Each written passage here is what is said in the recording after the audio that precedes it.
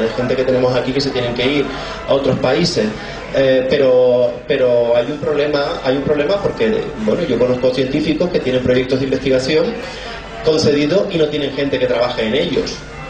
Entre ellos, bueno, mi director de tesis, por ejemplo, ahora tiene un marroquí y una rusa, porque no encontraba gente española para trabajar en el proyecto. Está trabajando en pilas de combustible y no tiene gente, ¿no? Entonces, bueno, ahí también hay un problema y nosotros lo achacamos a los medios de comunicación. ¿Por qué? Pues porque yo no voy a criticar, ¿no?, a nadie en general, por lo menos en esta parte, ¿no? Pero se cuestionan mucho los métodos didácticos de la ciencia. Y yo pienso que en China, donde hay una explosión enorme de gente que está estudiando ciencia e ingeniería, los métodos es que no son pedagógicos, son antipedagógicos, son terribles. Y allí no hay problema para estudiar ciencia, ¿no? Sí, ¿vale? Yo no digo que haya que cambiar métodos, pero es que en Finlandia, que se supone que es el país del informe PISA más importante, en Finlandia tiene un problema enorme. No tienen tampoco gente que quiera estudiar ciencia e ingeniería. Problema enorme, ¿no? Y yo, bueno, pues modestamente nosotros decimos, porque ahora tenemos no sé si aquí hay profesores de instituto y tal, ahora tenemos la selectividad y luego los chavales van a elegir carrera. ¿Cómo se elige? Bueno, que hayan ido a la universidad, pues recordarán cómo eligió, ¿no? Pues muchas veces por impulso. Es como cuando se compra. El otro día detectaron un estudio que también puede ser un estudio chorra, ¿no? Pero que son en 10 segundos uno decide la compra de algo, ¿no? Si te gusta o no una compra compulsiva. ¿Por qué se elige o no? Bueno, pues se va creando en la cabeza una serie de elementos irracionales.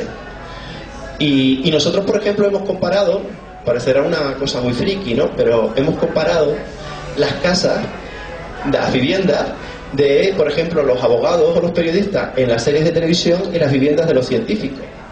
Por ejemplo, Doctor House, ¿no?, que es el prototipo de ser racional, ¿no?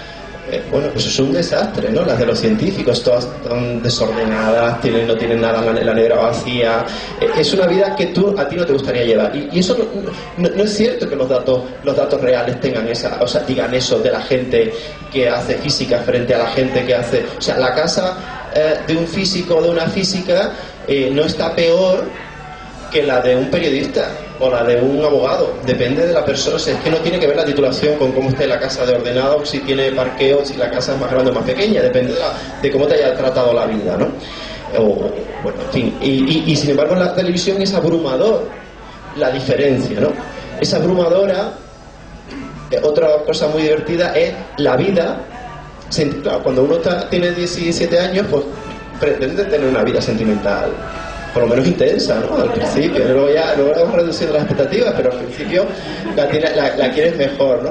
Y claro, nosotros hemos analizado pues las vidas de los profesores de literatura frente a los de los profesores de física, ¿no? Y los profesores de literatura pues siempre tienen grandes romances con sus alumnas y vidas intensas y hacen cosas así, pues todos los vemos, desde ¿cómo se llama esta película?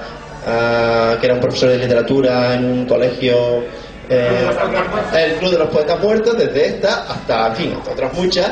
Y el profesor de física pues siempre es alguien marginado, que no le interesa la vida social, bastante cascarrabias, que siempre le hace sufrir al alumno, y que es el peor profesor de todos, ¿no? Eso no tiene ninguna base científica que sea así. ¿Por qué los guionistas siempre lo hacen así? El otro día me mandaron una película, un compañero un ingeniero, profesor de ingeniería de la Carlos III, que hace cine, ¿no? Y fue curioso porque además había leído mi libro. Bueno, no sé si había leído, yo creo que la película la hizo antes y tal, ¿no?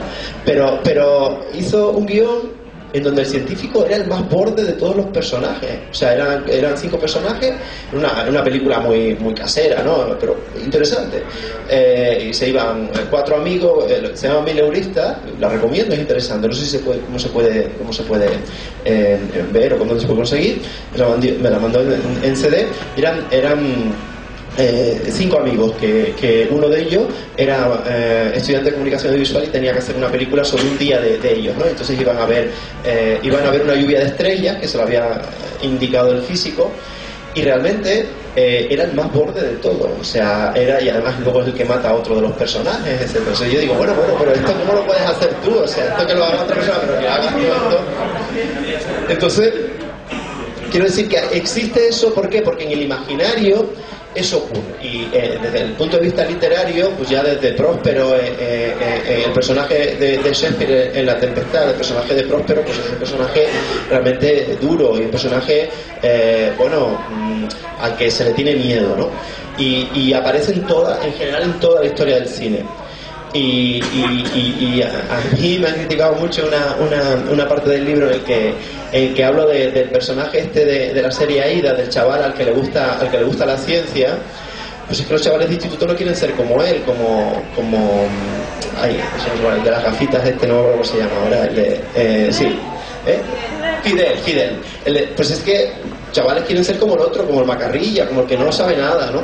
Eso yo creo que está desincentivando muchas veces muchas vocaciones. Y a mí me parece que hay una relación directa entre los medios de comunicación y la crisis del pensamiento racional y de la ciencia, porque es duro decirlo, pero en los países en donde hay más medios de comunicación y incluso más libertad mediática, pues justo coincide con los países en donde hay menos vocaciones y más desinterés, y están aumentando este tipo de pensamiento irracional y pensamiento esotérico. Y sin embargo, es curioso, por ejemplo, que la época en donde más interés ha habido por la ciencia en la sociedad fue la posterior a la Segunda Guerra Mundial, en la que había una ley de secretos científicos que prohibía básicamente divulgar la ciencia, porque se consideraba que si se divulgaba podía caer el avance científico en manos de los enemigos, y que básicamente, sobre todo en la Guerra Fría con Estados Unidos y Rusia, y durante un tiempo existió, y durante toda la guerra y algo de la posguerra, ¿no? En esa época, en donde estaba prohibido y donde apenas había divulgación, pues era cuando más interés había, ¿no?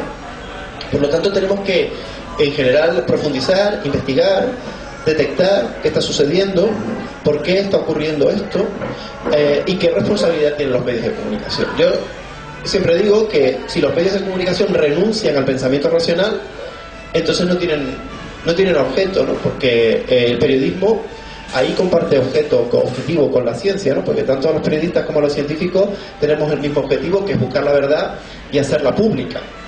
Hacerla pública es muy importante, tanto para los periodistas como para los científicos, que son los que nos diferencian la ciencia moderna, a lo mejor otro tipo de conocimientos que podía haber en Egipto o en donde fuera, que solo los tenía una casta, ¿no? Por lo tanto, es importante esas dos cosas. Y es el periodismo el que está sufriendo también, porque los contenidos informativos son tan malos, teniendo en cuenta que no se están siguiendo estos pasos, que realmente la gente le está dando la espalda también a la información. No se lo da a estudiar la carrera, pero sí se lo da muchas veces a las coberturas mediáticas, etcétera, de lo que ocurre. Y si nosotros vemos el otro día, cuando al final no lo dije, cuando yo me presenté a lo de la cátedra y tal, el día ese, la noticia más vista en el mundo, el periódico El Mundo, que saben que tienen la noticia más vista era una que era un inglés que lo habían condenado por zoofilia, que había sodomizado a un caballo, me parece que era, y eso era la más. Entonces, claro, si nosotros lo que hacemos es el gusto de la audiencia, pues entonces eso sería la noticia de portada, que era ese día, fue el miércoles, creo que era el día que se votaba en el Parlamento la reducción, la reducción esta del presidente del gobierno de Zapatero, la reducción a los funcionarios y la congelación de las pensiones para salir de la crisis. Y la gente leía esto otro, ¿no? Pues sí, creo que tenemos una función, los periodistas, de jerarquizar lo que es importante, lo que se debe saber, y además utilizar un método racional para determinar qué es lo importante, que no suele coincidir a veces con lo interesante. No tiene por qué coincidir, y en este caso bueno, a lo mejor es interesante, pero desde luego no era importante, ¿no? Y creo que el